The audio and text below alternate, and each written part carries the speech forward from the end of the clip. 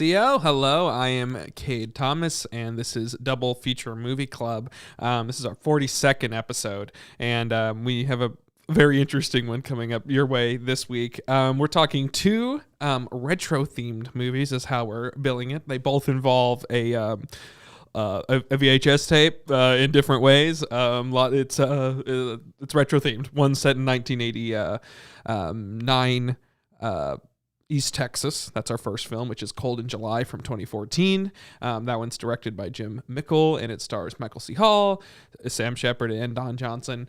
And it's a mixture of genres and things. And then our second film, it takes place in modern day, but it has a flashback to the 1992, and it involves VHS tapes in a store, and then even an old VHS board, and it's a horror film, and it's called Beyond the Gates. It's from 2016. It's directed by Jackson Stewart and stars mostly unknown cast, but with a prolonged appearance by Barbara Crampton, a scream queen of sorts from the 80s. Anyways, that's our show that we're having, and I'm joined this week by Alex Clair. Only Alex. Only me. And I guess up top we should make a. Are you taking a photo? Yes, I am. Okay. I am. Okay. There we go. Photos taken. We should mention up top, yes, Diane's not here. Diane's dealing with a personal family emergency right now. So she would appreciate any of your prayers and right now. And it's don't know when she'll return. It might be next week. It could be a little bit, but whenever she returns, she'll be, of course, we'd love for her to come back when she can. And she's an important half of this show that I love having her around, and the show's not the same without her. But Alex and I will try to carry on here with the show. Hopefully, good here this week. I mean, yeah, she runs the Twitter. I'm pretty sure, doesn't she? Mm-hmm. She does Twitter. Diane's a Twitter person. She tweets things. She's a tweeter. Twit. Yeah, something. Whatever they call those. Let me make sure that's not like a silly or foolish person. Yeah, twit. That's okay. That's fine. Yeah. Yeah, no, this was this is going to be a fun one. Kind of like an old-fashioned Cade and Friends podcast. Uh-huh.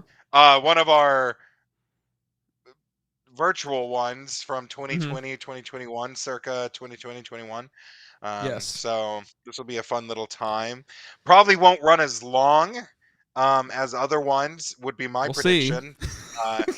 Yeah, I was about to say we might. Who knows? This might get clipped into two separate parts. One Cade and Friends, one double feature. Yeah. But, so I mean, this is if you enjoy Alex and I's banter that we're going to have, you can check out Cade and Friends, our sister podcast, where Alex is almost always the co-host there. But yeah, we'll see how it goes virtually here and everything. But yeah, so I mean, I enjoyed those a lot. We'll plug that up top. There's our we've had a lot of really good ones. We're on our second season of Cade and Friends, and we've had so far this season we've had one with just Alex Butters America. We had one with me and and Autumn, which is a good episode, which Autumn gets dreamy, and then we have a Lee Williams breaks the news. Really, really fun, interesting episode with I just love talking with Lee on that episode. He had an interesting life and everything. Alex is a co-host on that one, and one we just put out, which is with Jennifer, which Diane was the co-host on that one, and that was a really interesting one too. Technically, that was supposed to be for last season, so has a lot of it's a throwback episode really, because it has a lot of segments that we really don't do anymore, but including lore crimes. So, anyways, they're fun episodes. This one that we're putting out this week is one with Joseph and Hannah, so that's gonna be interesting. It's a fun one. That's always a fun duo. Yes. A fun trio, fun quad when there's the four of us. Yes, and then we have a lot in store for this whole season. Now, for those of you playing at home, you may know, frequent watchers will know that my Wi-Fi is not the best. Mm-hmm. So, if this is a drinking game, take a shot every time I freeze. You'd already be at 1 from what I can tell. The audio's fine, so we'll people who's see. listening later as a podcast, Yeah. it's not a problem. But there is the video portion of Alex's is always a little spotty. Yeah. Luckily, we don't ever do anything that uses video, such as post TikToks.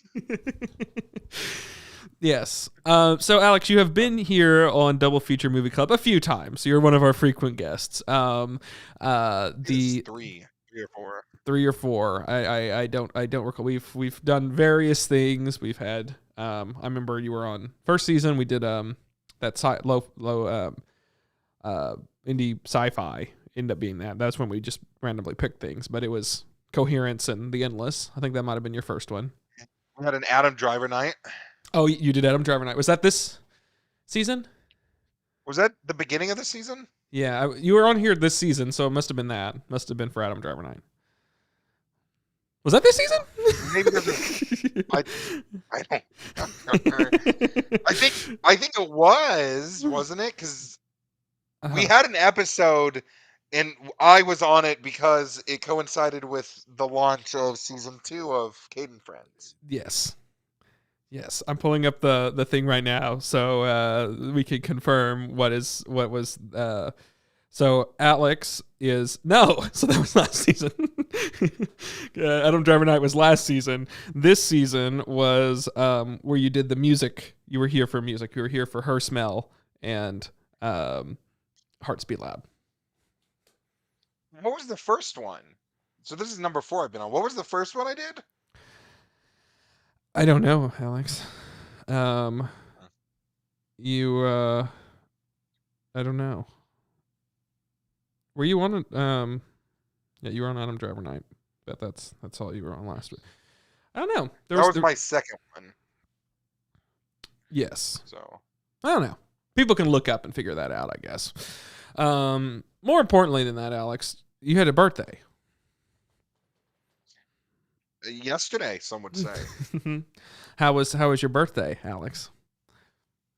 It was good. It's always fun because it falls right around Mother's Day. Which, have you wished your mom a happy Mother's Day? Yes, I took her out to lunch, Alex. Took my mother out to lunch for Mother's Day. Oh, I can't do that. Yeah. Well, you're gonna see your mother, right? Like in a few days. I will see her on Tuesday. Actually, I'll be seeing her on Tuesday. So, happy Mother's Day to my mom. I actually haven't called her yet. I'm gonna do that after this. So really, it was a little hypocritical of me asking you that. But yeah, I had a birthday yesterday. The grand old 26. Scary number. It's awful. Yeah. I'm no longer on insurance. I have to find my own. Oh, that's that too. I mean, it's just like you're on the second half of your 20s. Of the 20s, yeah. Yeah, that's true. Yeah. Past the quarter of a century now. Yeah, when I did it, I guess that's what I have look at it too. It's now second quarter. I mean, but that's saying if you live to be 100, but still. Yeah, that's true. That's true. Yeah. We could live to biblical years, right, Alex? 700. Who knows what 700? what medical things will come around. Or I mean, technology's only getting better. Yes. I mean, I guess air quality could go down and we could all not. But who knows? Technology. We might be able to upload my consciousness into an AI. That's possible. That's very possible. Would you do that? Yes.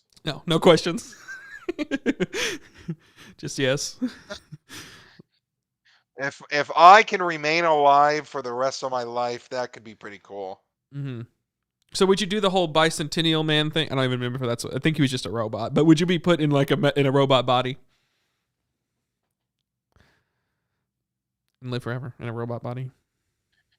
I think that would probably be the best way to go about it, right? Like, Yeah.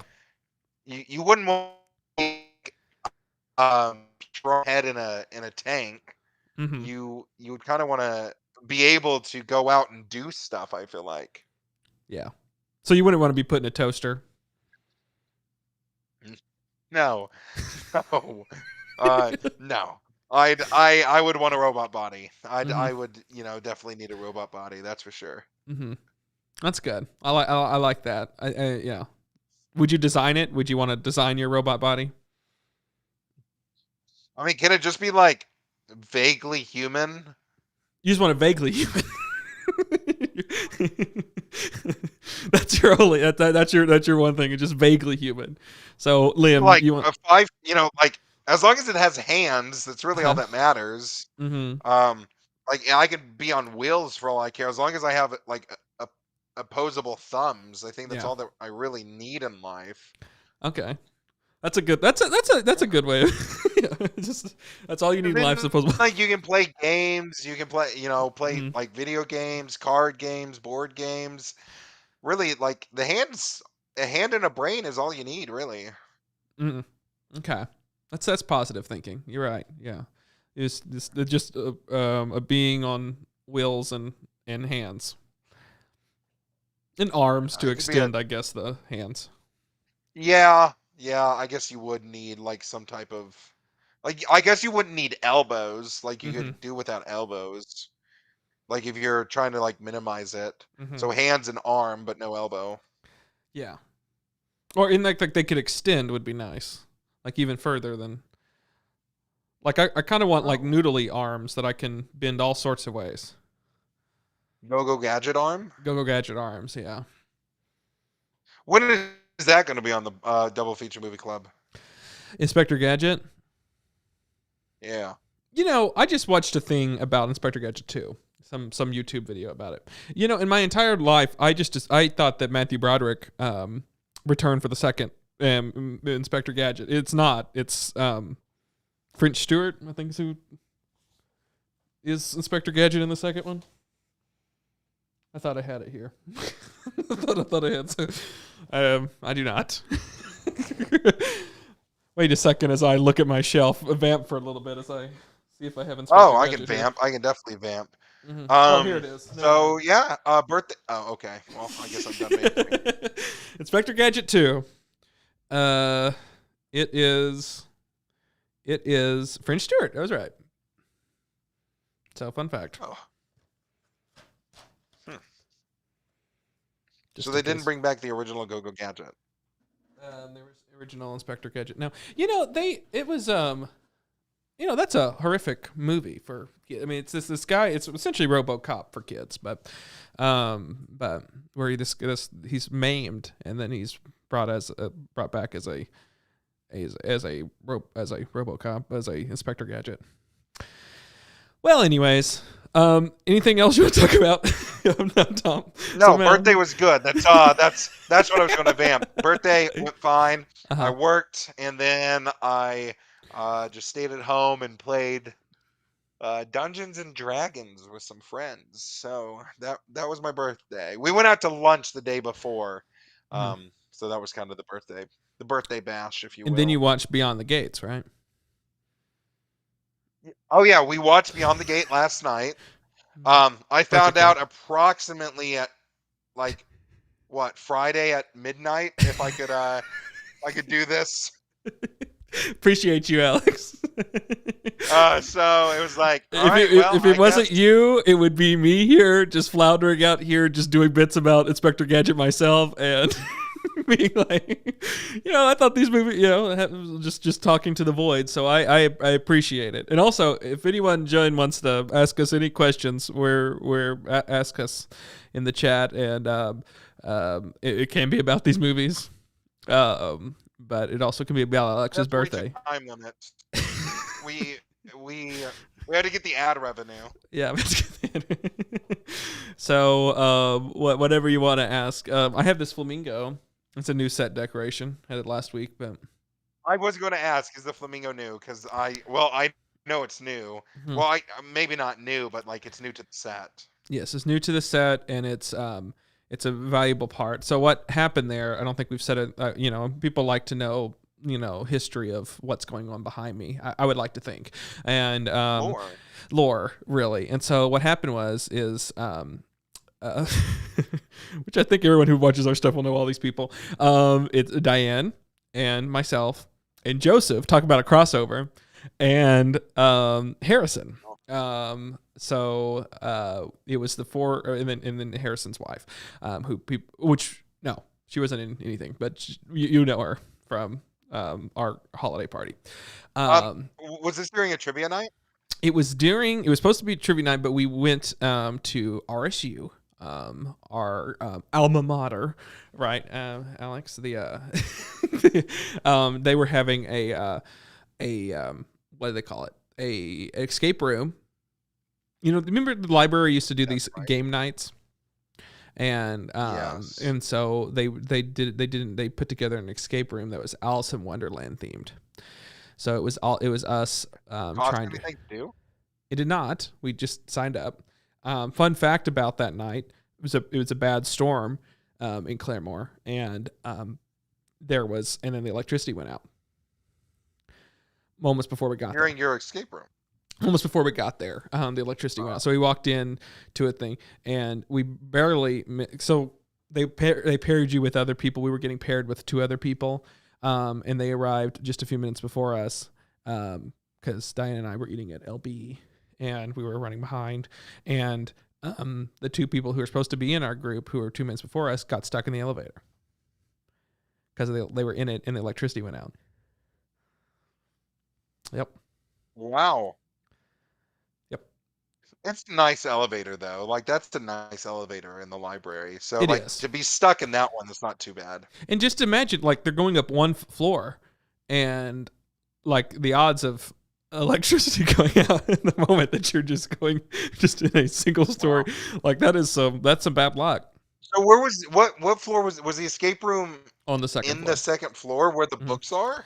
It was in as if this is really interesting to everybody who doesn't know the layout of the library. It was on the second floor in one of the classrooms there. Interesting. And so they put you in there. So this was free to the community, or was it free to RSU students and you guys just showed up? It was free to anyone who wanted to sign up for it. However, there was preference made to people who were current students or alumni, and so I signed us up as alumni because technically I'm an alumni, and technically, Harrison's wife is an alumni. And Joseph has done theater at RSU, yes. So yes. He's an alumni. So. Wow. So yes. So did they not get to do the escape room with you? They didn't. They did not, because they were stuck in the elevator the entire time for a full hour. Wow, they were stuck in there over an hour. Then that means they would be in there over an hour. It was about an hour, because the lights came on as we were finishing, and we finished at like 40 minutes, so 45 minutes. Wait, so you continued through the escape room with the power out? Yes, the power was out, which it actually kind of made it interesting. We had little flashlights, and so like it actually made it. We had it harder. We were the quickest people to escape because Joseph skipped over a few things he wasn't supposed to, and so we were able to escape. The point of the whole story is they're supposed to get to this flamingo thing. They had these flamingo lights. They had 2 of them up, and so they light up. And so you stole one? So I kept saying, I said to Diane, I love flamingos. You need to get me this for my birthday or for some holiday or something. That's a good, write it down, Diane. I kept saying I wanted the flamingo lights over and over again because, I don't let a bit die. And it's eventually going to work its way around to being funny again. And so I kept repeating how much I love these flamingo lights. Well, I think the librarian took pity on me. She says, "Here you go. We have an extra one that we didn't put out."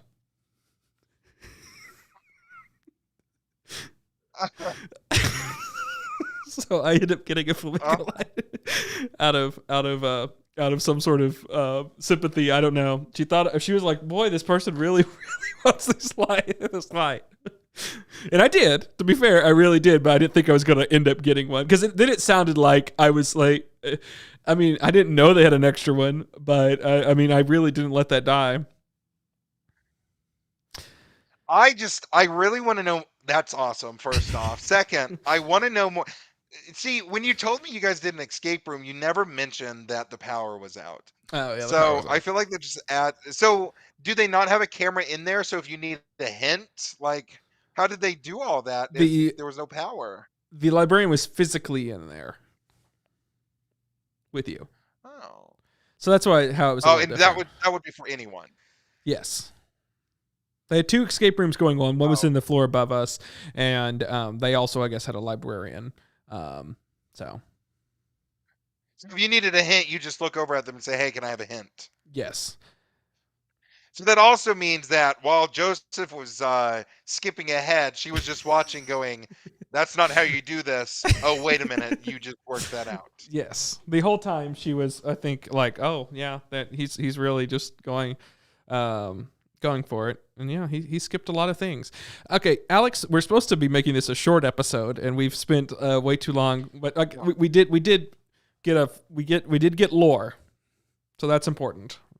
Yeah, and I think we did a bit, so I think that really matters. I do need you to fix my screen. I'm a little off center and low. I think this is how I'm going to be sitting. This is Is that where you want to be, Alex?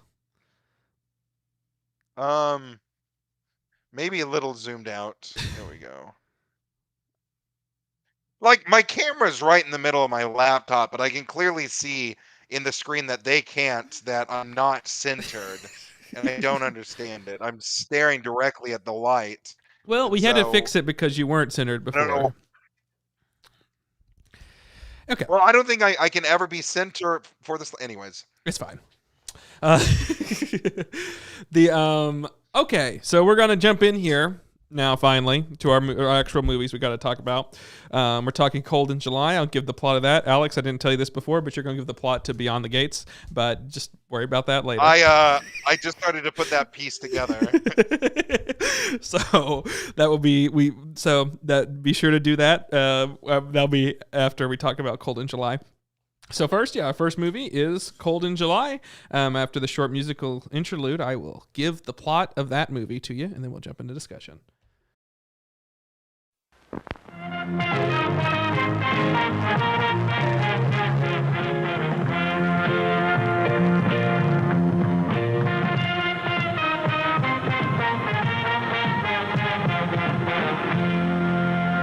That's right, the Gates.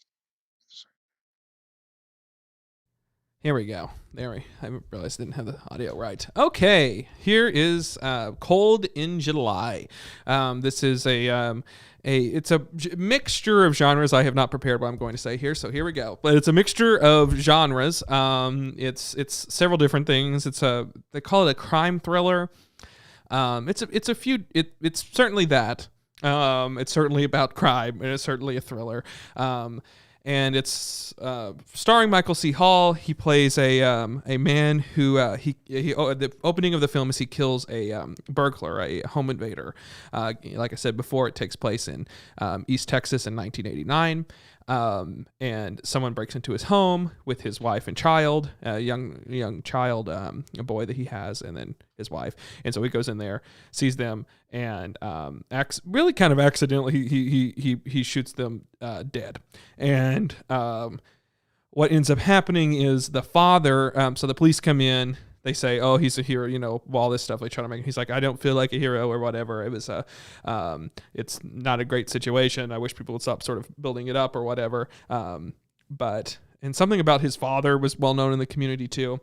And so what ends up happening is they say that it's this guy who is this bad guy or whatever, and the only person he knows that's in his family is his father, and that's the only person that this person has in his life. And so that father person, it just got out of out of prison, and he is played by Sam Shepard. He comes to Michael C. Hall, essentially threatens his son, Michael C. Hall's son, saying, essentially, you killed my son, I'm going to get to your son. And that is the start of the film, and that's the first part, is like him going to the police saying, this guy's going to come after me. They don't really believe him, but then his house is broken into. Sam Shepard is this sort of expert criminal, and he's like, "Oh no, what's going to happen here?" And the police try to help him, catch him, and all this stuff. That's the first part. It goes in interesting. I don't know how much we'll spoil or we'll get into it and everything. It goes in various different ways. Eventually, Don Johnson comes into the movie as a private investigator, and it complicates the plot interestingly. I don't know how much I'm going to, but that character is also very interesting. That is Cold in July. Did a particularly not a great job at explaining that, but it's a movie that a lot of people praised it for its sort of twists and way it sort of keeps. And it's not necessarily a twist, but the movie keeps reinventing itself along the way and becoming different movies, and stuff's revealed to you, and it mixes different things. Alex, what did you think about Cold in July? We're going to say bless you. Bless you. What did you think about Cold in July? Cold in July, I actually thought it was fun. I liked it more than Beyond the Gates. I was invested in it a lot more than Beyond the Gates. And I don't know, it's like it's not realistic by any means, but it was fun. Yeah. And I think that's, when it comes down to it, movies, you either need to like learn something, you need to take something away from it, and if you can take away like fun, if you had fun with the movie, then it's done a job. It's done a good job. So I enjoyed it actually. It's interesting. It's a movie that you can sort of like enjoy, but I mean, it's also like a lot of horrific things happen in the movie, and and it's kind of bad. I mean, at some points it's like, oh, it's not good to say it's a fun movie, because it really does. I mean, it sticks with you. There's a lot of really haunting things that happen in the movie. Yes. That is but horrific. The ending is satisfying, though. I guess is why I say it's fun. Is that it had a satisfying ending, and I appreciate that. Yeah, I agree. I mean, so my thoughts movie. I thought this was an excellent movie. Like, I was actually completely blown away by this film. I love a movie that you really can't guess where it's going, but it's in good hands. And that's always routinely. If a movie has that going for it, then I love it. And so a lot of my top films ever are these films that are like, that reinvents themselves, like a Hereditary does, or like a Sorry to Bother You does, or like a Sicario does. These are top films of mine, and this is another one of these movies that I absolutely love, that it routinely reinvents itself, and you're like, okay, I'm just going on for the ride here, and is excellent. Each section is excellent, and it's anchored by some really great performances. Each one of those three people are very interesting. What they're doing is very interesting performances. Michael C. Hall, who I never watched Dexter. I don't know if you watched Dexter or not, but a lot of people sort of say that he's great in that. Yeah, no, I've never seen Dexter, but I don't. He reminds me of another actor, and I can't remember his name, but I can see his face. But I thought it was him for the longest time. He really did do a phenomenal job of just portraying a character, especially just being like, he killed a guy, and now he has to act like, I don't know. I feel like he portrayed a person that's like, because he accidentally killed him. It's very clear. Like he literally says, "My finger slipped." And so it's like, he does a very good job at portraying a guy who feels guilty about accidentally killing someone. And then he goes on to really just evolve, I guess you could say. Yeah, I mean, he's spiraling. Like, I mean, like what ends up sort of like he's just trying to sort of return to some sort of normalcy, but then it's like, no, I mean, he ends up sort of, it's revealed that there's a system at play that's at a bigger corruption that's happening. And so he ends up falling into this wider corruption of like how we're going to fix this whole web. And it's just somebody who, I think that's really expert. And so first part of the movie, he becomes less, I mean, he is your point of view character, but he becomes, when Don Johnson, the private investigator, comes in, that is, he sort of takes up a big part of the part of the movie. And so he Michael C. Hall kind of goes a little bit by the wayside, because of that. But it's still an interesting phenomenal. Don Johnson he's great. I mean, everyone in there is. I mean, Sam Shepard as well did a phenomenal job. So really, there's just like Sam Shepard is playing against type. So that's not typically the role that he plays. He's playing like a kind of seedy. He's a ex-con. Someone who knows the system and everyone, like he's a I don't know, he's like he's someone he's like a drifter kind of rough and tumble guy. Like, I mean, these are it's interesting character, and someone who, like, that's an evolution of a character. All these characters are so expertly written of how they evolve. And he goes on the really interesting journey of like someone who all he has is this son, and he is told, like, he gets out of prison, and then his son, to his knowledge, gets killed, and he's like, I didn't really know the kid all that much because of my lifestyle and what I've done, but he's all I had, and I'm going to avenge him. And that's such an interesting, he's a sleazy character, and he's doing this out of some sort of retribution, some sort of love, perhaps. I don't, of this, of like, you've taken the only thing away from me. And then for that to evolve to, well, I guess we'll say spoiler. This is the first act of the movie. It's an extended first act, so I only want to spoil this part. It's where the film evolves. It's revealed that the character that Michael C. Hall kills isn't actually Sam Shepard's son, and that the police, for whatever reason, is pinpointed that on him. They say to essentially so that they can bring Sam Shepard out of hiding is the reason why. But yeah, so and so when they caught him and they were going to frame his death, Sam Shepard's death, they injected him with something. They poured him with alcohol, and they laid him on a train track.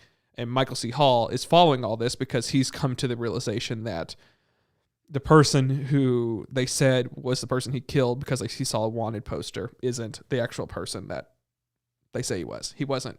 That wasn't who he was.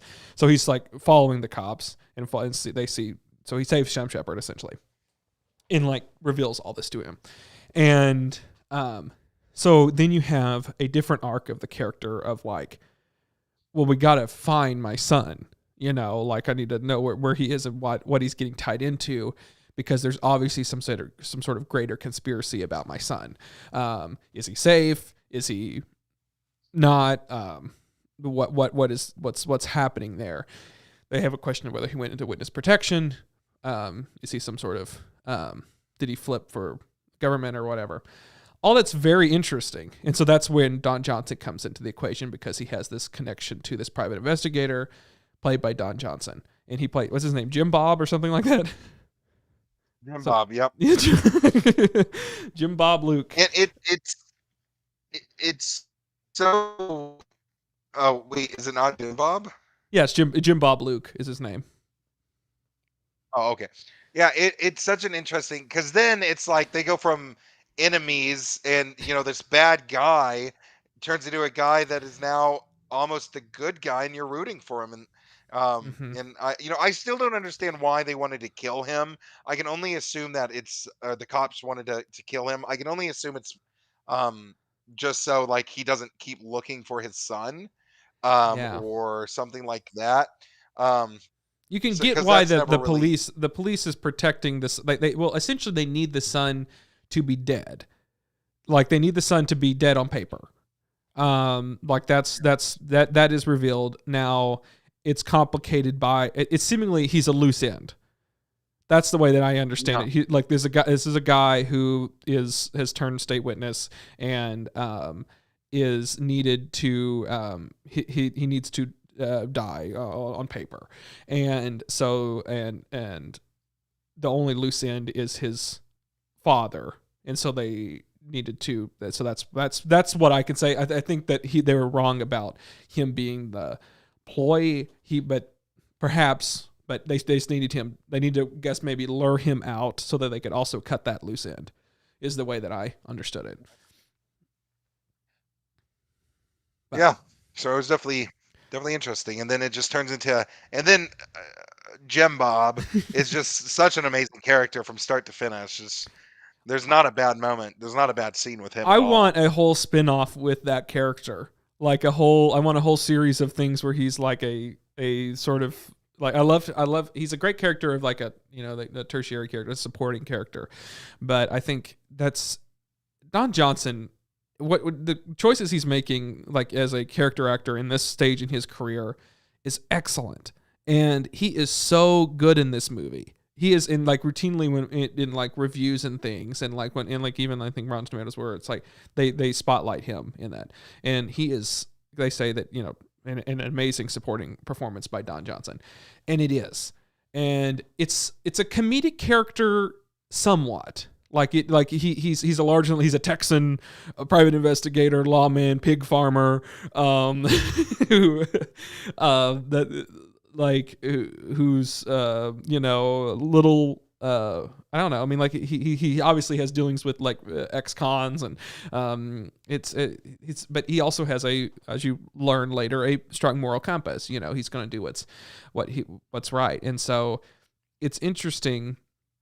He's someone who like is able to sort of strike that incredibly comedic things that he has to play, while also being someone who has a strong moral compass and everything, and can be deathly serious.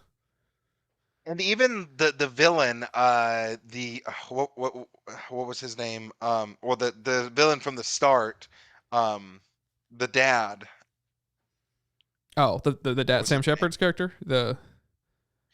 Yes, Sam Shepard. What was his name? I don't remember his name. Let me see here. It's Ben Russell. I had the cast pulled up just a moment. Ben. So yeah, Ben Russell is he also has this moral compass in which, but you don't know. It's not as strong. Mm-hmm. Yeah. And it's really great cuz like he all he wants is revenge for his son. And like he doesn't want to hurt anyone else really. Yes. In regards to that. It's interesting because like you so don't it's just, oh geez. It's interesting because that's it. It's an interesting thing because I don't walk the line of spoilers. Yes, which we'll probably have to even reveal a little bit more. But before we get to that, like it's interesting because we're not given he doesn't do anything to the son. Like he does threats to the son, to the little kid, and you wonder once the film's revealed if he ever actually planned on doing anything, like if it was just like meant to be like, here's a threat, like you took some, like like he had the opportunity at several occasions to actually do something, but he does it, I think, to maybe just show some sort of like, I have power over this situation. Like it's more of like, you took something from me, now I'm going to make you fearful of your lot, like it's more of like a power thing, like that I you think you did this horrible thing to me, now you're going to live in in fear for the rest of your life that something could happen, which is perhaps worse, like, so that's the way that I understood sort of as it's revealed, like, because he had the opportunity to have killed the son, but he didn't. Because later we'll get into a little bit more of a spoilers. What ends up being the thrust of the movie is Don Johnson's able to figure out where the home is of that, like, so they obviously there's new driver's license, new identification of some sort of these people, and that came into the area, and so he was able to pinpoint that yes, most likely the person who is his son is in this house in Texas, and so they go there in Houston, and they go there and they're hit by someone quickly backing out of the driveway, and that's a great scene. Of this very large guy. It's why I love that scene so much, because it's a series of like. So the three of them end up becoming this weird team, this odd team that is like each of them are like no real reason for them to be doing this, but they are. I mean, the only one who has like a tie is Sam Shepard's character because it's his son, and then Michael C. Hall is just like wanting answers of like he wants to know who's this person that he killed and how does this all tie into, like, and he just wants to sort of have some sort of closure. And then Don Johnson's obviously a hired hand, or it's hinted that perhaps he owes him in some sort of way or whatever, but they're close. And so they get in this car accident, this car backing out, and Don Johnson comes out and is like, hey, what are you doing? You've messed up my car. And then he gets out and he's this huge hulking guy, and he's like, okay, well, we can talk it out or whatever. And then he like beats up Don Johnson. He hits him in the, like, for this film that's serious, it has comedic and everything, and like he is like it's pretty brutal. Like he's like slams him down to his knees and like hits him in the face and like bends up his baseball hat and everything. And so they all get into like this huge scuffle out there, and they end up like knocking the guy out. And then they discover in his trunk, because of I think it popped up during the accident because he backed into him. Michael C. Hall notices all of these VHS tapes, and they take one and they leave and everything.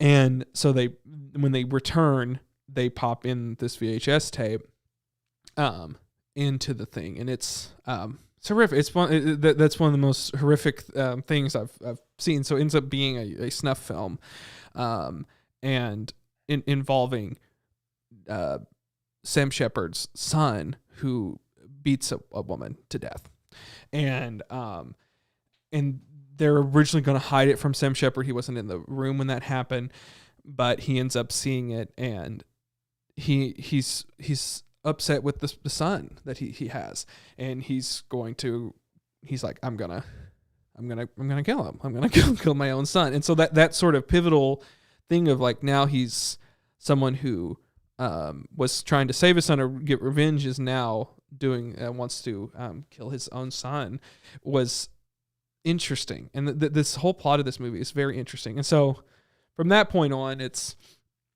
becomes an interesting, different film. But and so it's just a fascinating film, and then where these characters go to and everything, and just the horrible nature of that. I mean, like, it becomes I think one of the genre elements that it's pulling a lot from is noir. It's very much a almost Raymond Chandler-esque Big Sleep type film, where it's someone it's a simple crime that ends up sort of spiraling and being about this web of deceit involving government and police, and it's a widespread sort of organized crime thing that's interesting. And now, given the lead's not a detective or a journalist or anything like that, but Don Johnson is, so it's an interesting film that it blurs the line, but I think if you like Raymond Chandler and that sort of style of writing, then this is kind of a neo-noir in a lot of ways. I don't know what else to say. I loved it. It's based on a book by Joe R. Lansdale. He's he writes various different things, and he's from Texas, and and so it's a book from 1989, and it's kind of pulpy in a way. It's kind of like what you would read. It's it's kind of a gruff. You can sort of tell like it's a novel that. It's a type of novel that doesn't get like produced a lot. It's kind of like your, I don't know. You would think like a rugged like man's novel of someone getting vengeance or whatever, but it ends up being deeper about that. It ends up being about fatherhood and what you create. I just this is totally off topic sort of, but I just remembered it. I really wish Diane, I could just imagine Diane giving input about the car cell phone scene. Because I'm sure Diane has some story Mm-hmm. involving her and a 1989 or a 1992 Mm-hmm. car phone. And that was a phenomenal bit. I don't even know if it was accurate, Mm-hmm. but I didn't care. Um, He had to pull out the I'm actually antenna, and then he was like, "Well, this is the modern technology," and he's trying to get reception. This is Don Johnson's character. Don Johnson's so great in this movie. I think just if if you love him and things, he is so amazing in this film. So charismatic, so interested. Like, I mean, that is a fascinating role of someone who, and I want to see him that character in more things. Late 80s car phones, pretty commonplace. And given how we do art, so that scene takes place in a drive-in theater. It has the thing where let's all go to the or the movies or whatever, and then so they have the concession thing. I mean, we use a lot of bumpers from drive-ins on here, and so that's always fun. Any drive-in movie scene. I figured out who the one guy reminded me of, by the way. Oh, okay. The main actor. Mark Wahlberg is who he reminds me of. He's a better actor than Mark Wahlberg is, but yeah, I guess I can kind of see that. At least like some of those scenes. I mean, if you look up Michael Hall, you'll be like, no, not at all. But just from that movie, he's got like a beard. He looks a little different in this film than he typically does. He's got a mullet thing going on. So that's who I thought it was at first. Yeah. So I don't know. Maybe I'm crazy. Yeah, I mean, other notes. I love teal on black titles. The opening is teal on black, and the closing's that. I just think that's one of the coolest design things. I don't know, like it's Shining sort of did that with its titling, and Black Coat's Daughter, which we reviewed on this show. It's just that immediately makes me like the movie quite a lot. Is any time that happens, and just the color, the blue light, like this movie's like. It's like teal is this overwhelming color, and that's just not used enough in movies. Of just like it's this really interesting teal lighting that's throughout it, and like the choices of lighting is very interesting in this film. Like the first opening shots, and when they're at that in the small town in East Texas, it's almost primarily at night. In any of the night shoots, it's this beautiful, and sometimes that's overdone with like day for night. They're obviously shooting at night in this, so it's not day for night, but everything has this beautiful teal lighting throughout it, and it's just some of the most gorgeous cinematography I've seen. And in a movie where we're well into this review, I haven't even mentioned it's just a gorgeous looking film. It is absolutely gorgeous, and in no small part because of the lighting of what they are doing there. And so like the daytime scenes now, pretty normal. Were there some scenes where your screen just felt really I'm frozen. Go ahead. Did it ever, because I mean, when I was watching the movie, the sun was like directly in my window. And so some of those dark scenes, I wasn't sure if it was dark or if it's because of like the glare. But I felt like some of the dark scenes got dark, like visually dark. Yeah, there was a lot of dark. Or was that just There was a lot of shrouded in darkness. Like there, like even like the opener of it, where I say the Till in Black. It's really actually there's things going on. It's like specifically there's a lot of shots that take place at night, and so it's brought up by. So it's a very visually dark film, especially the night scenes. The night scenes are very dark, and and the lighting that's on it is this teal lighting, and so yes, it is a very dark thing. So I imagine a watching this in the daytime might not be the best choice. Or we have to watch it in a dark room, but it's interesting how, yeah. I also absolutely loved the seemingly accurate because this movie was made in 2016, is that right? 2014. So 2014. And so they had the old cars, Yes. like a lot of different old cars. They had the old phones, the old wallpaper. The sink, I will say, the only thing that I saw is the sink that they had. I swear I've seen a sink like that in 2020. So I don't know if if that just I was like, that sink looks out of place. There was a sink. I don't remember which home it was. I don't know if it was a cabin or if it was their home, but there's a sink with a modern looking faucet. Which, but other than that, they had an old microwave. You repeatedly saw this old microwave in the movie. Yeah, lots of milk. A lot of milk. Microwaved milk. Yes, a lot of microwave milk. But you're a milk fan, right? You're a milk boy, right? I like milk. I love milk. I'm a milkman. Okay, you're a milkman. Yeah. Yeah, I know that was interesting. All the times that he sat there and just drank milk. Michael C. Hall's character. Well, because like it's supposed to help you fall asleep. So I assume that's why I'm going to look. Does warm milk help you sleep? Because he kept waking up. Scientific evidence suggests that warm milk before bed may help you sleep. Well, it's probably something that was he had told me, and we didn't mention he owns a frame store, like picture frames. That's what he did, was frame photos. Yes, yeah. That was Michael C. Hall's his job was framing. Yeah. Which, I mean, I can see that being like well done professional frames. Like, I can see that being a thing. Yeah, it's interesting in a small town, or I mean, we don't get. I mean, we don't know really the size of the town. It seems like a small town in East Texas, but it could be a moderately sized town. Like it has. So I mean, he obviously owned a picture framing company, so it had to be at least enough that could exist. And he was at least, yeah. I would say a moderate town, because I mean, it was like he's close enough to Houston, but far enough from Houston that like, it's not out of the picture to go to Houston. Yes. Yeah.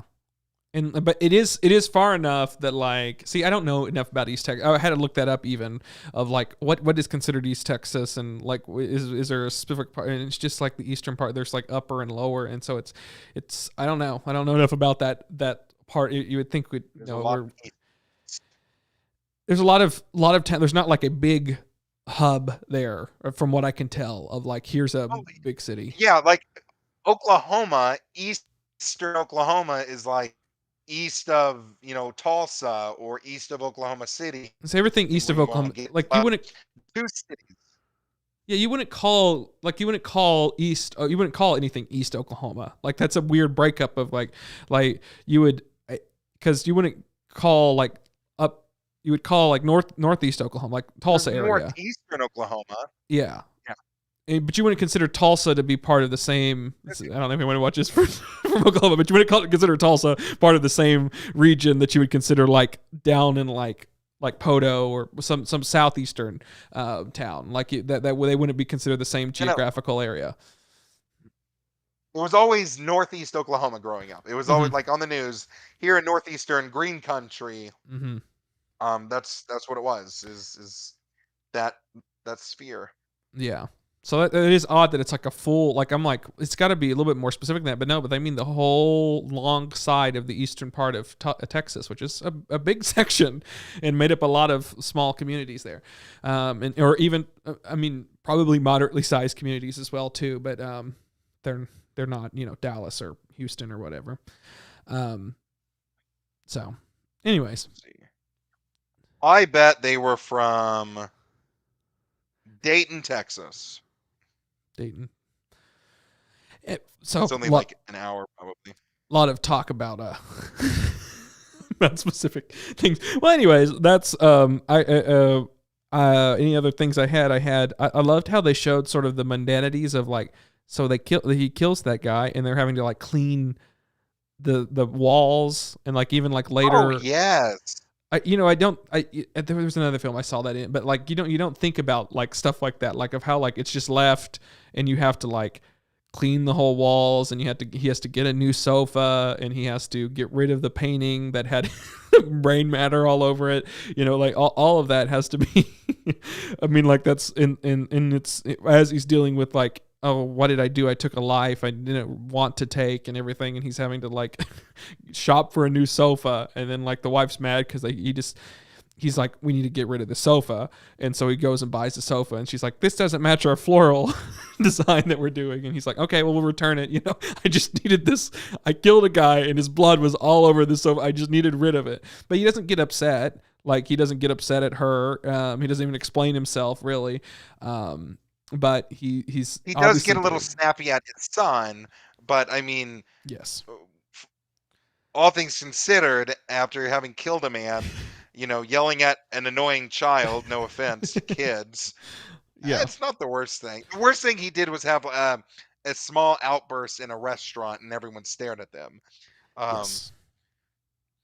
Yes, he did have and he did yell at that guy, like this guy who kept like, oh, that's he come into the frames. Obviously the guy just came into the frame store to just be like, you killed a guy, that's cool. Like and then he runs into him later and everything, at the fair or no, I guess that was at the concession stand, I guess, of the drive-in. But I don't know, just wants to be like, hey, that's good of you for killing that intruder. And he's like, no, it's not. This was going to haunt me for forever. But yeah, I just like how the mundanities, like in a movie this large and this sort of, and like going in different ways, the pacing's very interesting and you feel like you understand these characters and it leaves you in, like another movie wouldn't deal with that. Like it wouldn't deal with of having to do this cleaning up process. But I'm like, it's so vital and it says so much without actually saying it, and it's just an action point of like, we have to do this. And it shows how like the lingering effects of it, it's, I really like this movie a lot. And the other, last note I want to talk about is the score. The score of this film's amazing. It's a synth score. It's which is great. It kind of juxtaposes with like the Western sort of look of it, but it and it's of course in 1989, but it has this sort of synth score that's very reminiscent of like a John Carpenter score from like a Halloween or something. Like it's beautiful. It's a beautiful score. And that paired with its interesting lighting, and like the lighting goes like during the daytime, it's a very much more naturalistic lighting. I didn't really mention that, but and so it becomes more naturalistic. And then like the last act of the movie kind of goes like it does these interesting pops of color, and it's brought in a few different times, but it starts to do like these greens and reds and but yeah, just wanted to say that the lighting is interesting and the score is phenomenal. It's a phenomenal score. Anything else you have? Any notes else as we wrap up here for this movie? No, not anything else. Just I really thought everyone. There were a couple things that I wish were resolved, that I just didn't feel like were answered. But it was it was fun, and it had it was setting up, and it had a good payoff. And so, like I said, I mean, it was fun. It does have, like you said, like some horrifying, like, things and things like to take away and think about it. But at the end of the day, it is still, it's a fun movie, in my opinion. It has some really interesting characters, and they tied up, some of the loose ends, but there were still a few loose ends that I was just like, okay, so we're just going to go back to normal after all this. But it's a movie, and so I'm not going to hit that too hard. And we And it was did. just, I don't know, I love attention to detail. Yes, and I love the like, I mean, like, I would say we did break down some of the plot things. There's still a lot more of the film that's left, and there is, and even so, I think it's a movie that stands on, like, some people might get upset about spoilers or whatever. I think this movie stands on its own, even if you know what's sort of happening. It's such an amazing experience, and like, I wish someone would have told me enough. Like, I had never heard anyone really talk about this. It was on like some list that was like, you got to watch this. It's free on Tubi. I guess I'll jump into my recommendation or not. It's free on. I highly recommend you watching this movie. It's free on Tubi. You watch it with ads. It is an excellent film. Like, this is a true. It's made on a small budget, obviously, and you don't feel that ever. It is what it needed to be to tell the story, and it's a movie that it doesn't feel low budget at all. But obviously, like, it had to be, like, like, I think of like how he's the guy shot in the beginning, and it's all sort of, it's all, you don't really see it, you don't really know what's happening, and it's but then you see the results and everything. And so, like, but anyways, the point of that is, I highly recommend it. I wish more people would have told me about this.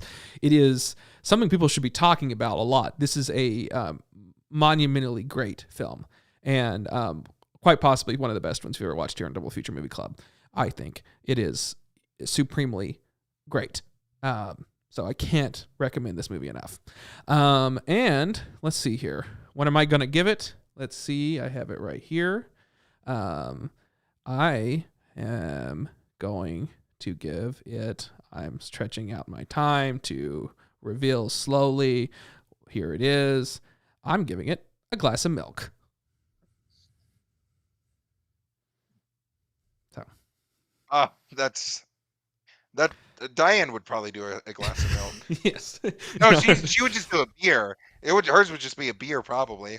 I'd imagine she'd probably give it a glass of milk, since that's, I mean, so prominent in this movie. That's really what I was wanting, is the movie to end with Michael C. Hall just drinking a glass of milk. That would have been a perfect ending. Gets home, drinks a glass of milk. Eats up a glass of milk. I give this, I'll give it a gun emoji or a bullet emoji, whichever one is easier if you have either of those. I don't know. You could do a father-son emoji if you can't find a gun one. A father-son would be kind of a fun little father. emoji. You want to give it a father-son? I definitely recommend this, especially because, like, it's free. Like, I think we had maybe 3 commercials, and the commercials are 30 seconds, 45 max. So, it doesn't interrupt terribly bad. And so I definitely recommend it. Check it out on Tubi. It's, like you said, it's free, and it's worth the watch. It is a little long. It's longer than I thought it would be. It's an hour after credits and stuff. It's like an hour 40 minutes. So definitely prepare for it, like a little bit of a longer evening. But it's free. It's not like some of the other. Excuse me. It's not like some of the other movies I've had to pay for and watch. Spend $3 on Redbox, and so this was good. This was good. And it kept your interest. Like, I mean, like, if you didn't like where it was at, then it's going to reinvent itself in, like, 30 minutes anyway. So it's like it was very. But I think most people would like it. I mean, it's a male-driven movie. I think that's important to sort of note, is it that it's about these 3 men and being fathers and everything, but it's not from, like, it ends up really being about, I mean, it's not like a takedown of masculinity, but it is about, like, what sort of fatherhood is and everything. So it's deeper than, like, a lot of other, looks at what masculinity and fatherhood and everything. It ends up, it's, you kind of have to be a good father. And what does that mean? That's what the sort of the movie's dealing with. What does it mean to be a good father? And what is the place of a father? And perhaps violence isn't always solve it. And, it's an interesting film. It's a very interesting film. It hits everything I love about movies, which is great performances, great characters, expertly written arcs and themes, just so many great themes. And then it's just beautiful to look at and a great score. I mean, it hits all the things just expertly. And it's free to watch on Tubi. Anyways, Diane's not here to plug Tubi all the time, so I'll do it. Tubi's great, and it has great films like this on it. Up next, another film on Tubi that we watched on Tubi.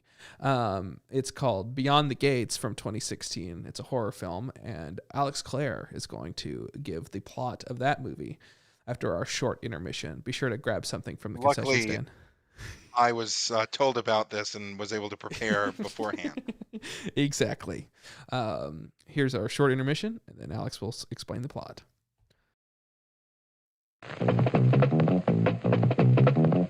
Good evening, ladies and gentlemen. It's intermission time.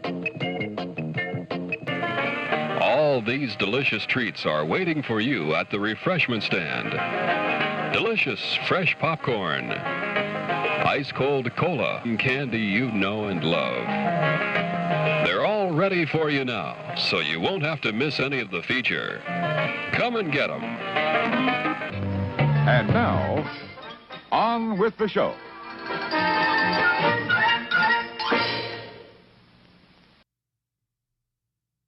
There you go.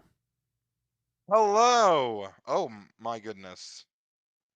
That lighting really came out of nowhere. Beyond the Gates is a 2016 movie directed by Jackson Stewart, starring Barbara Crampton, Graham Skipper, and Chase Williamson and Bria Grant. It is a movie, that's for sure.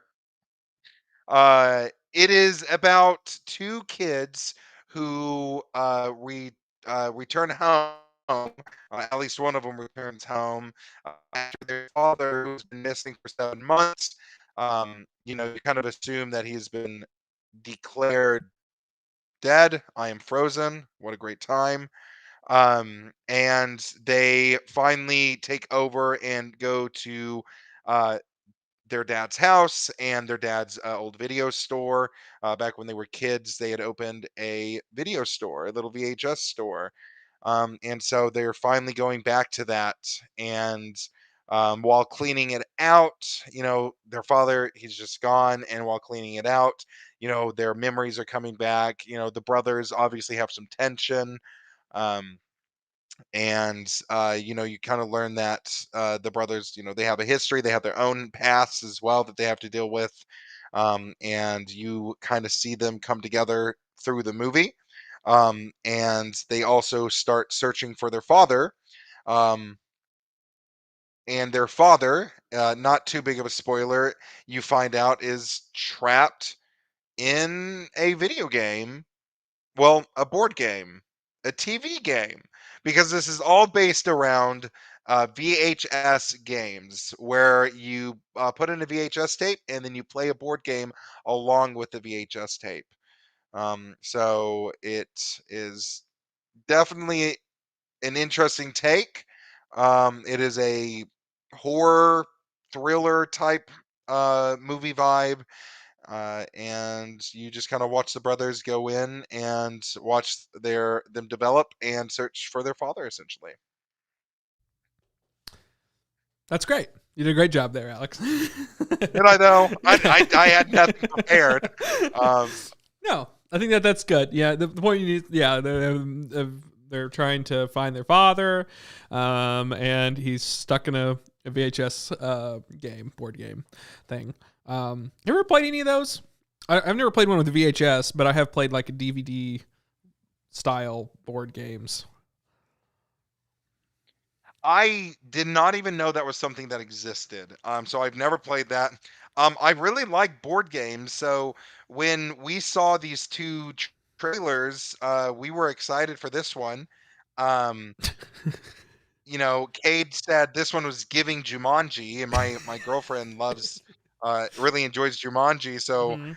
we were excited for it, and we both really enjoy board games, card games, and types of games. So it was like, okay, so my vision was, oh, so Jumanji is a video game. They're going to get sucked into a board game or whatever.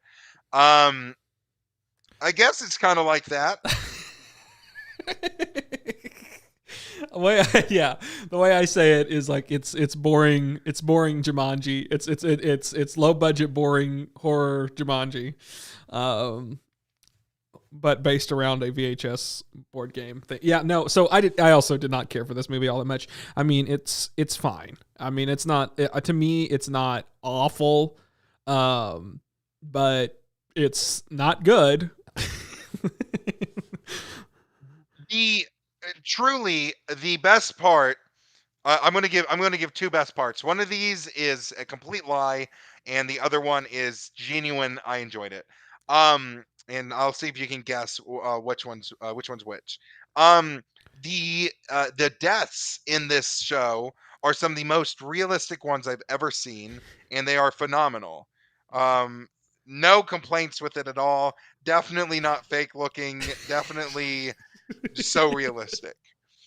The next one is Barbara Crampton, who plays this mystery horror woman. Phenomenal. I got the heebie-jeebies a couple times, and it is solely because of her. Like, she drives this movie, and I thought she did a phenomenal job. Just like, I don't know, she looks so spooky just sitting there or standing or wherever, she's in the TV. She is the person conducting the game, and she was actually really scary and spooky, and she, I don't know, delivered her lines. I don't know, it was I don't want to say it was like phenomenal acting, but it was like 1990s VHS tape, what you would expect, and it hit everything I would want, and it was creepy. And so that's probably like the greatest, like, I mean, it was good. Yeah. She's a legend, I guess, in from like B level horror films, but still, like, and she's great in it. I mean, it's a smaller role. I mean, she's there throughout it, but there's a lot of her looking at the screen, just silently looking at you silently through the screen. There's a lot of that, and but it's like in that kind of odd way of like, she's like slightly looking off camera, and like, but like kind of at you, like it's kind of it's an odd, it's as if she's waiting for something. Yeah, I mean, she doesn't ever appear spoiler alert, I guess she doesn't appear in person ever. She's just on the screen. She's just a person on the screen. I was hoping for her to come around in some sort of way, but she was just on the screen throughout the entire film. She was fine. She was, I mean, yeah, she was, I think, yeah, she's did the role as good as she could have possibly done it, and it was fine. It was, yeah. I kind of liked how cartoonish the deaths were in this. Should they have happened in broad daylight? Probably not. Where you saw every. So one of the deaths. There's not a lot of deaths in this. There's like three. Yeah. There's the two that comes to mind is the cop and the guy, the bar guy. Yes. Those are the only two that really come to mind that really, I mean, and then they're like killed again or whatever. But the guy at the bar is so over the top and great. Like, obviously most of the budget went to getting intestines and getting fake blood. And it's so crazy because there's a voodoo doll. It involves a voodoo doll and picking out a key out of a voodoo doll. And so he's pulling out the insides, doesn't realize that this is having an effect on this horrible person. They made sure to make it like this guy's a horrible human being. He's incredibly rude to everyone he's ever met. For some reason, he's best friends with one of our lead characters, but he's rude to every single person he's ever met, and including this bartender lady, of which is his ex-girlfriend, who gets blamed for the murder. Like, that's mentioned offhand. No. That someone says later that, oh, it's a crazy ex-girlfriend, and she's like, she doesn't deserve to get blamed for the murder. But she's blamed for this. That really just like, because it was so like intestines are flying out. Like, you're telling me the two people in the bar, like, they can't. It was like, also, are these people actually dead? Like, did this take place in the real world? Are they just dead and no consequence? Like, there's no, because then you see them again at the end, and one of them is a cop. A cop doesn't just die and not make some type of like. Well, he disappears. Like, there's no logical consistency to this, because so okay. Let's. We'll go through each of these individually because there's a lot to unpack. So, anyways, I'm assuming most people haven't seen this and don't watch this movie. But unless it sounds interesting, if it sounds interesting, it's fine. But we're gonna spoil some of the things in it because it doesn't affect your whatever of this movie. But. There's a voodoo doll. They had to get 4 keys, and one of the keys is in this voodoo doll that they picked out of the ground because they told to go search around the ground, and they don't realize that it's tied. X marks the spot. There's a giant X in the middle of their backyard, and they use a tiny little shovel, a hand shovel, a trowel or whatever they call it, to dig up this X. They don't have a giant. They don't have a big shovel. You have to use a little trowel that's just laying there, and so they pick it out and they find this voodoo doll, and they're like, oh, the key's inside. So they start picking out the stuffing, and as this is happening, it's all being cut with this guy who they had previously met. It's not really he's set up just as cannon fodder later. Like, he was friends with the guy, and he was rude to the brother and rude to his wife or girl. Are they married? Okay. Girlfriend. He's rude to her and everything, and then later we get this scene where he's at the bar and he's rude to the bartender, and he's like, "You need to get back together with me." He's obviously a drunk, and he's misogynistic, and he's just horrible to this lady, and she's like, "Absolutely not." And then all of a sudden, as they're pulling the insides to this voodoo doll out, his insides, his chest busts open, it starts bleeding. She's like, "Oh my God, what's happening to you?" This bar is full of patrons. There's at least 3 or 4 other people at the bar next to him. And there's another bartender there at the bar. It's not an empty bar. And he, all of a sudden, his chest bursts open, and intestines, these fake, obviously fake, ropey intestines just start flying out of him. This blood goes all over this lady, and intestines are just like being pulled out of him like by a magical force, and then that's all you see of that. You don't see any repercussions of that. But later, the girlfriend says, "Yeah, everyone thinks that the girl went crazy and killed him." She says that. So everyone at the bar thinks that she has, even though she wasn't nearby him when this has happened, everyone had to have turned to look at him as he started screaming in agony, and should have been able to see that this was just happening by some sort of unknown force, and she was just next to it, like, as it was happening.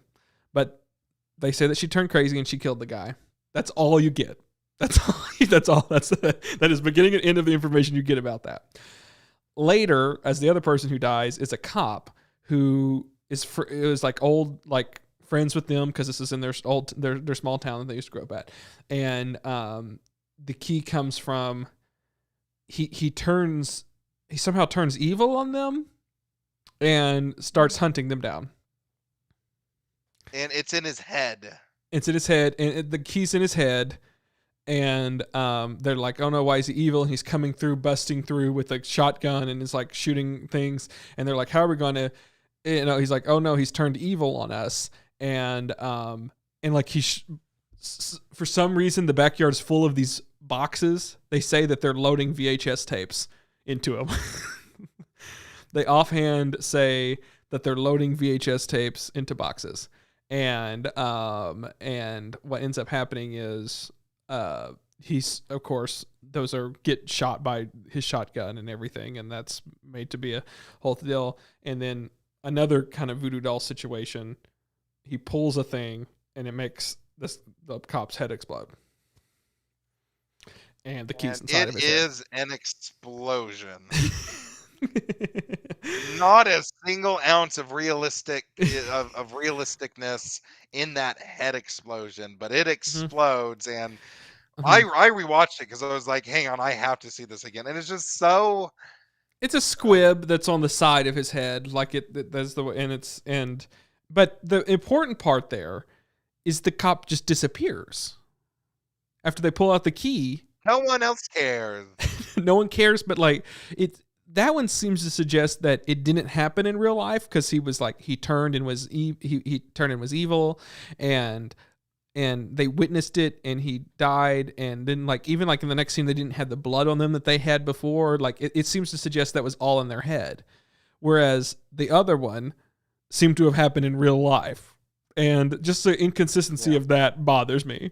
Like either do it or do it in real life or don't. Like either one's fine, but stick with it. I mean, I think what they thought was like, well, one thing, the cop guy wasn't a bad guy. Like seemingly like on a personal level, he didn't seem like he was a bad guy. He didn't believe them, but also he couldn't see the lady on the TV. So I don't know.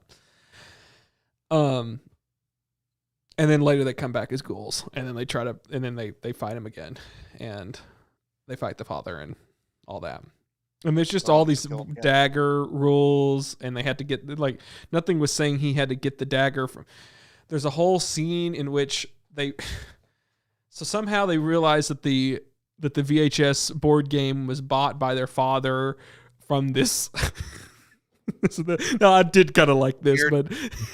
This is he's a vampire. This you cannot tell me he's not a vampire. He's a vampire, or he's like what that is it's like he's like a stand-in for Satan. That's what he's like. That is a trope. He's a little demon.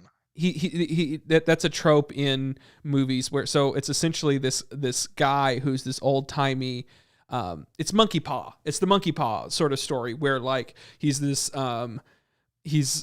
old salesman from old-timey salesman who sells oddities, and he speaks in like old Victorian era speak, and he's in this dapper clothing, and they're like, you've come into my establishment, and all of these things come with a cost, like that, whatever that trope is, whatever that he's a lot of things have done that trope. And it's the monkey paw story. But I guess the father bought this old VHS. I guess they also have VHS stuff in here in this store. And he's like, I can't tell you anything about it, but people who play the game at grave costs and all that stuff. I would have loved for that man to be like an old man. He was too young to be playing that role. That's what bothered me. Yeah, that's why I'm like, he's got to be a vampire. Like. It would have if you get like a decrepit old man chain smoker 90-year-old man on the verge of death. That's who you get for that role, and the fact that they didn't bothers me. At the end of the movie, the guy is selling the board game again. Yeah. Spoiler alert. Who was that? Say what? I said spoiler alert. The same. Of course, the movie was going to end that way. The movie was going to always end that way. These type of movies do. But who was that actor? Because he looked familiar. I thought. Oh, I didn't recognize him. Not I think most of these people aren't like name actors except for Barbara Crampton. Beyond the Gates. I had high hopes for this movie. I really thought this movie was going to be fun. Was going to be interesting. It had the potential. It had a really good concept. It it's fun. It's retro. In my head, I'm like, oh, they're gonna go into the VHS tapes. There's gonna be like sequences that was shot with VHS, and it's gonna be like, I don't know. Like in my head, I built up this whole film of like, this is gonna be really interesting, and it's gonna be like, that's such a cool concept. Like, and like you could play with that really interestingly, of someone gets trapped in there, and so like tell me why. When they go beyond, actually in the third act, when they go beyond the gates, why wasn't that shot VHS style? Like, that's a simple aesthetic choice that would have been cool. And you could have hid a lot of your effects, and you could have shrunk it down to 4:3 and had this kind of retro lighting. Like like they do the smoke and they do try to do the lighting that way, but it just doesn't work. I don't know. I didn't care for it. They did do a lot of blue and pink lighting, and it just didn't work in this film. A big spoiler here. So if you're watching this, if you plan on watching this, click away. Don't watch it. I hated the fact that at the end, they saved the father, but they don't actually save him, and it's like. They set this whole thing up that he's going to be brought back, and then it's like they said no just to have like some type of twist or payoff or something, and it didn't work. I don't think it worked at all. They kept saying like, save the soul of the father. Like they did keep saying that. They did do that. You are right. But but it wasn't clear. Like it certainly wasn't clear. And also like so yeah, and it was. I don't know. I just also, where has he been for the past 7 months that he's now able to appear as a ghoul? It's just did he play the game? Did he play the game? Like it suggested at first that he opened the game and played it, and then he got stuck in there somehow. Like that's like it's not even a hard game. Like the whole thing was like no one's ever beaten this game. All you had to do was poke a voodoo doll and pull out a key and stab a guy. Like you're right. There's nothing incredibly difficult about this. It's a test of, I guess, is how much you're willing to sacrifice to win a game. Like it's somehow like or save a soul or something like. But the problem is with that concept.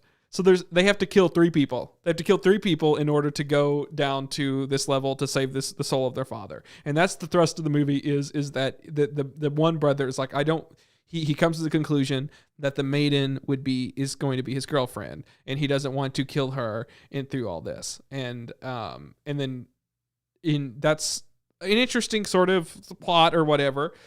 How that's solved is she turns and is trying to go beyond the gates. The gates appear in their basement of the house. And she, a key just falls. Remember that? Like that like they didn't even have to do anything for that key. So I thought that the way that I read into it is that there were 2 ways that it happened. They set up that she sleepwalks. Yes, sometimes, and she's a really heavy sleeper because she takes medicine. Ambien. Option shout out to one Ambien in this movie. I think Ambien paid for that sponsorship. Thank whoever. Option 1 is she sleptwalked, and went down to the basement and was sacrificed herself. The other one is she willingly, and this is the one that I think they try to set up, is because like the woman is like, oh, you can save them both, but you have to save the souls or whatever. Is that she sacrificed herself and went down there on her own, but she didn't die.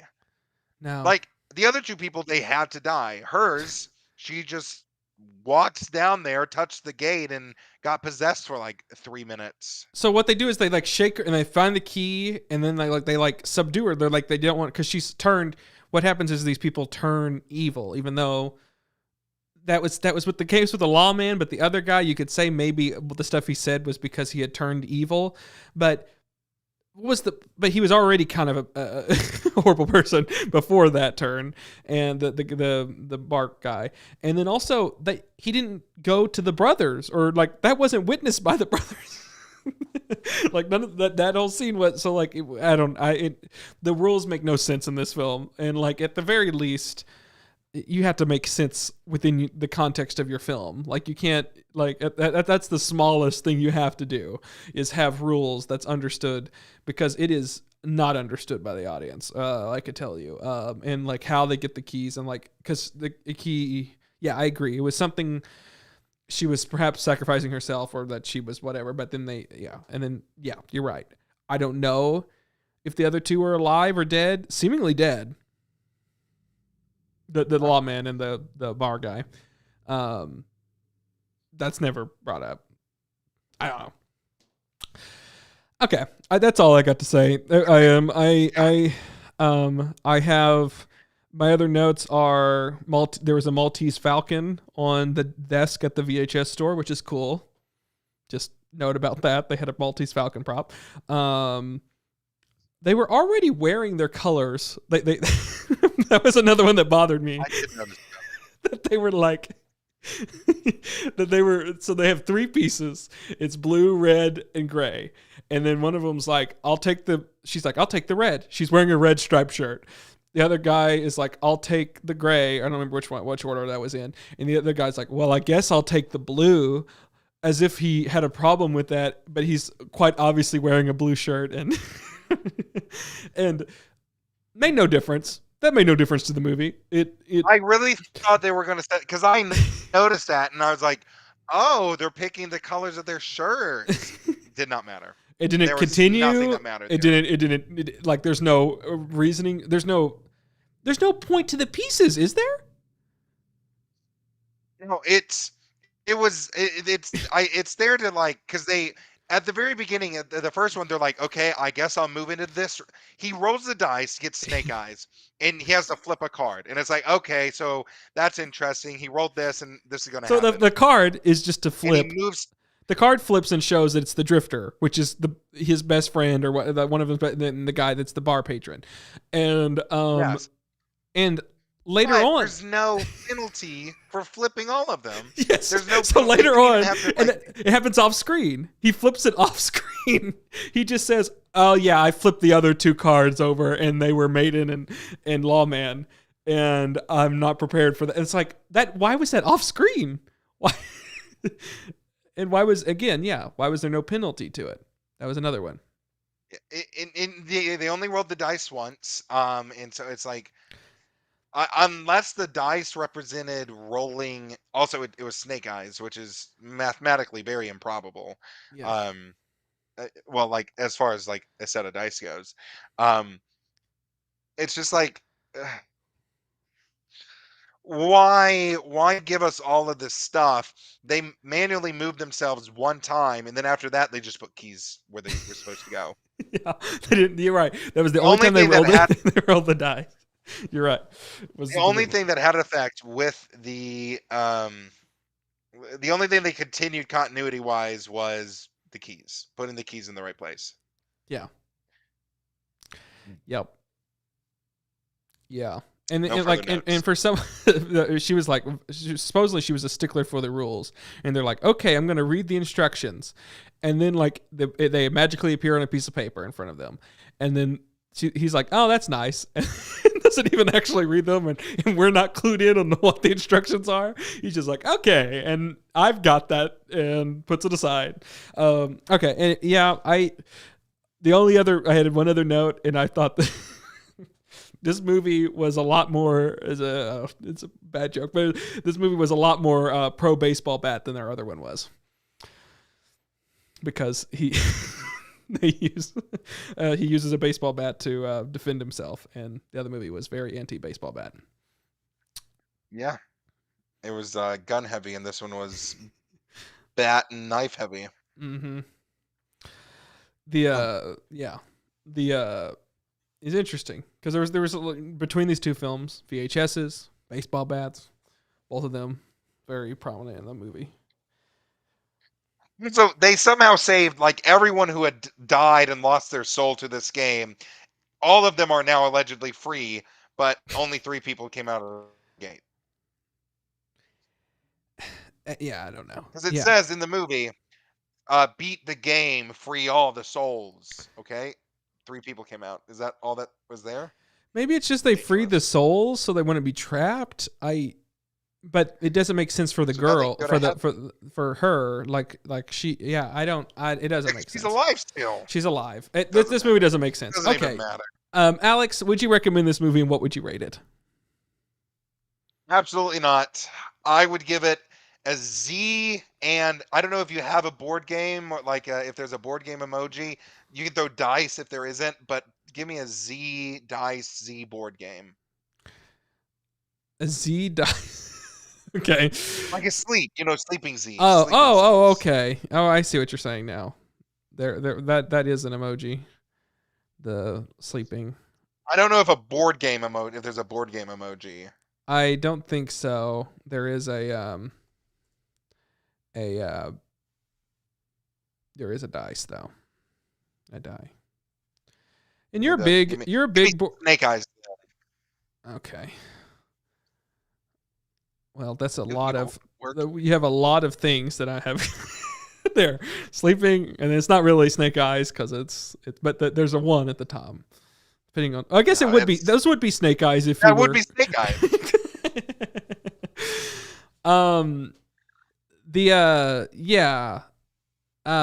So you like board games? I do.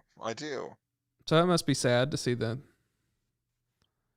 you didn't like this. Yeah, not every board game or card game is a winner. Some of them are boring. Some of them just aren't your cup of tea. You sometimes you have a game like Yahtzee and it's really fun, and sometimes you have a game like Beyond the Gate that is pointless. Yeah, no, I would not recommend you to watch this movie. I mean, I'm trying to think of any redeeming qualities. It's a quick watch. It is an hour and like 25 minutes. It's very short. It takes so long to get going. Like they keep putting off the board game. Like that's bothered me too. I'm like, just get to it. And then when the board game actually starts, they stop playing it too often. And I'm like, they weren't even convinced of their own story. I felt like at times, like make an interesting board game and make it interesting and make us know the rules. And like, that's the bare minimum you had to do, and make it warrant. Another thing they did is consistently they would wake up at like 3:14 a.m. or something. 3:13. Like, they made that a point. I don't know if that's like some type of witching hour or something, but it just payoff there. I didn't think.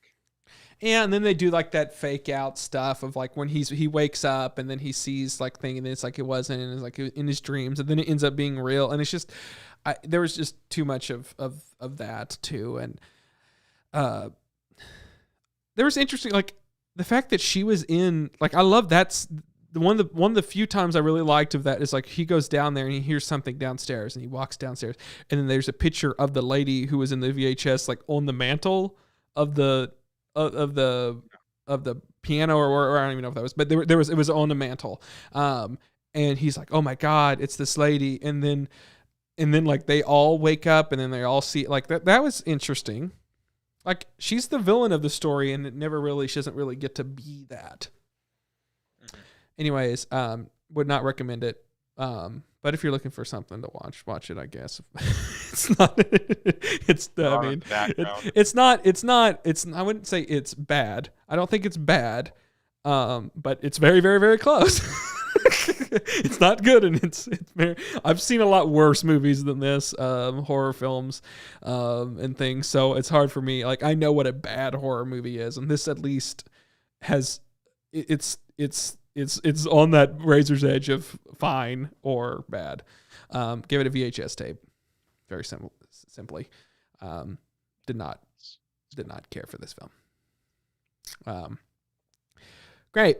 That is those two films for our retro themed double feature movie club. I would have told you, I would have bet anything that I would like this movie and not like Cold in July from the concept of them. I would have said that would have been how I landed, and that is not the case. Yep. Yep. It was same for myself, my girlfriend. We watched Beyond the Gates first because we were like, okay, let's get this one. This will be fun, and the trailer looks fun, and it just sure fooled us. Well, great. Now we're going to head into preview time, where we will preview the coming attractions here on Double Feature Movie Club.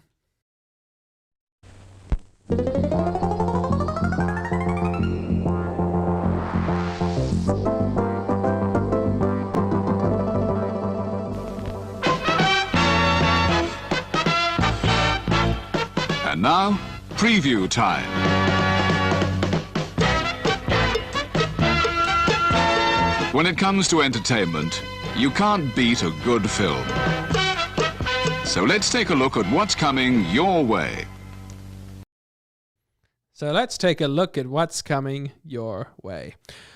Well, we have next week's films are the ones I have been looking forward to the most this whole season. I put them at the end for good reason, and I am excited to tell them. So next week is it's called what we're calling Offbeat Horror Night. So they're offbeat horror films, which I am so excited to watch these ones. So first up, we have In Fabric from 2018. That is from Peter Strickland. We watched his Barbarian Sound Studio earlier in this season. That movie is about a killer dress. So it's a dress that kills. And it has a few different people in it and stuff. But I'm excited to watch that one. You can watch that on Paramount Plus. So if you have Paramount Plus, that's where you can watch it, or you can rent it anywhere.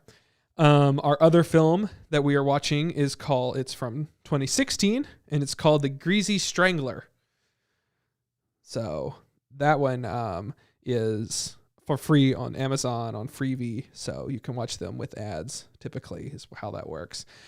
So The Greasy Strangler, very excited about that.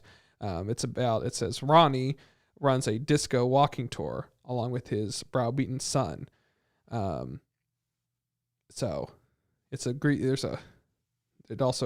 a oily, slimy, inhuman maniac who stalks the streets at night. So who strangles people. And that's The Greasy Strangler. So watch that for free. So we're very excited about that. One's about a greasy strangler. One's about a killer dress. Excited about those films. And really looking forward to those a lot. So watch those and then join us next week here on Double Feature Movie Club. Alex, loved having you on. Thank you for jumping on last minute.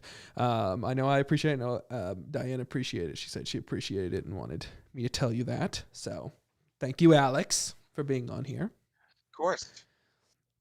Yeah. It's nice making my appearances on this. Yeah. Anything you want? I'm just going to have more to that. Anything you want to plug here on Double Feature Movie Club? No, not really. Follow Cade on YouTube, Twitch. Subscribe. This email at Cade. Take another shot for all you at home. Wow, you are cutting out pretty crazy there. You're cutting out pretty crazy there. Solid. He was plugging me. I'll plug myself then. You're cutting out a little bit there. Yes, I think he was saying email us at cadefriends@gmail.com. For Cade, Cade and Friends. It's a great, it's our sister podcast. Alex and I are both on. And we also put out TikToks at the Cade Thomas. We have some really great clips that goes out there. Yeah, I have a fun time. And that was Alex's idea to put them out as clips, and they do really well.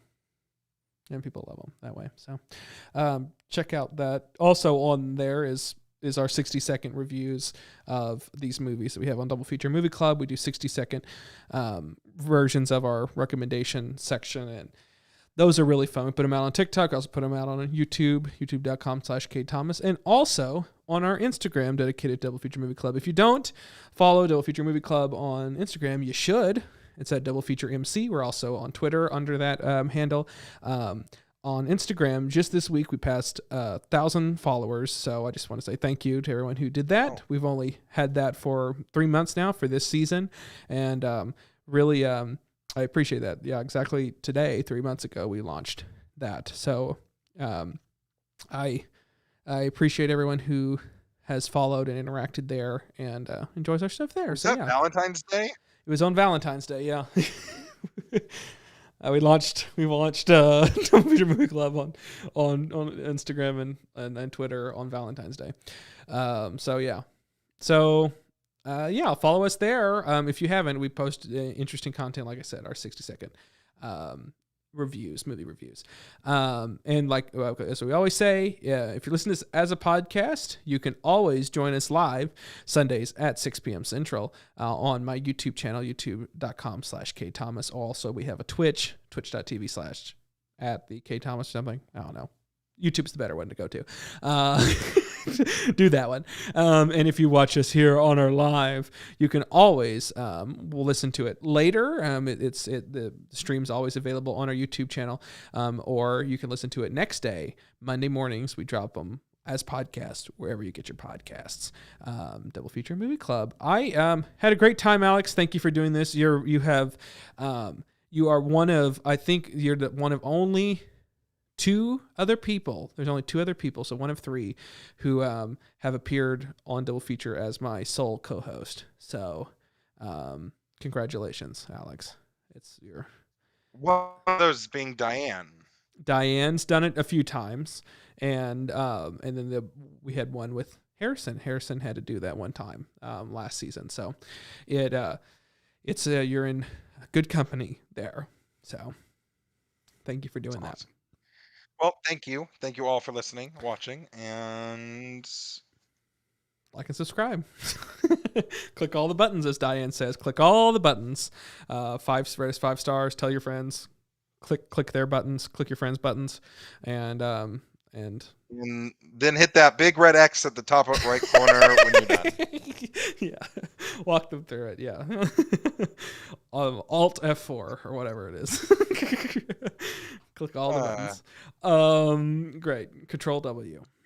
Well, that is it for this episode of Double Feature Movie Club. We have to say, we only have 3 more episodes this season, so enjoy it while it lasts. Prepare for descent and brace for impact. That's it for Double Feature Movie Club. We'll see you next week. Next week's movies are In Fabric and The Greasy Strangler. Bye. Wait, bye, Alex.